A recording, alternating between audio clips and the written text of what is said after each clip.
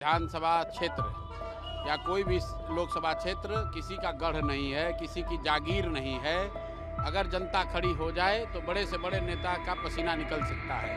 जिस बांकीपुर के बारे में कल तक भाजपा के लोग ये कह रहे थे कि हमारा इतना मजबूत किला है कि हम कुत्ता बिल्ली को भी खड़ा करेंगे तो जनता हमको वोट देगी।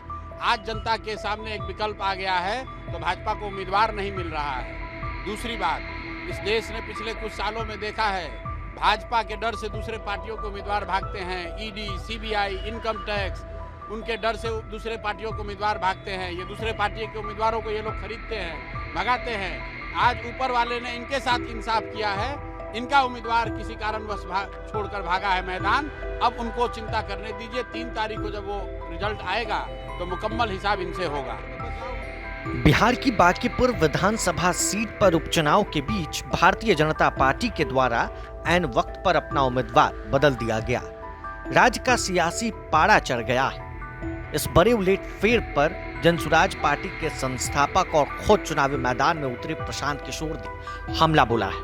उन्होंने पटना में मीडिया से बातचीत करते हुए कहा कि जो बीजेपी पूरे देश में दूसरी पार्टियों के प्रत्याशी को भगाती है, उसका खुद का कैंडिडेट यहां जनता के डर से मैदान छोड़कर भाग गया।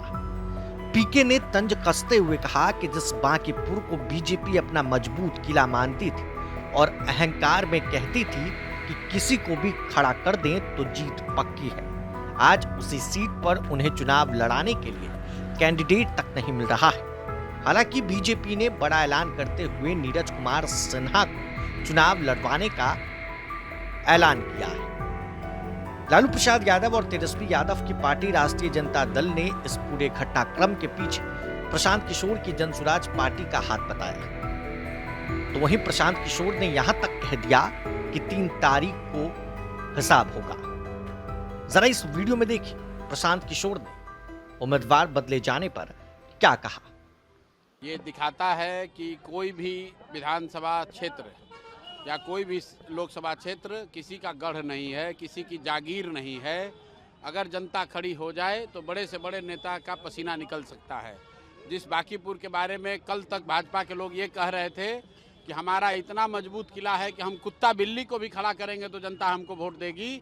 आज जनता के सामने एक विकल्प आ गया है तो भाजपा को उम्मीदवार नहीं मिल रहा है। दूसरी बात, इस देश ने पिछले कुछ सालों में देखा है भाजपा के डर से दूसरे पार्टियों के उम्मीदवार भागते हैं। ईडी, सीबीआई, इनकम टैक्स, उनके डर से दूसरे पार्टियों के उम्मीदवार भागते हैं। ये दूसरे पार्टी के उम्मीदवारों को ये लोग खरीदते हैं, भगाते हैं।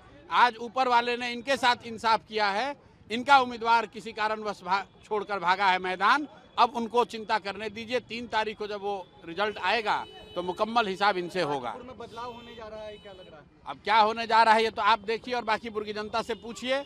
लेकिन कहीं न कहीं भाजपा को इस बात का इल्म हो गया है कि इस बार जनता भाजपा के विरोधी नहीं, जो भाजपा के समर्थक हैं, उनके जो कार्यकर्ता हैं, उनके जो नेता हैं, उनको जिन्होंने वोट दिया है, उनका बिल्कुल मत क्लियर है कि सम्राट चौधरी जैसे व्यक्ति को के चाल चरित्र चेहरा वाले व्यक्ति को आप बिहार का मुख्यमंत्री नहीं थोप सकते हैं।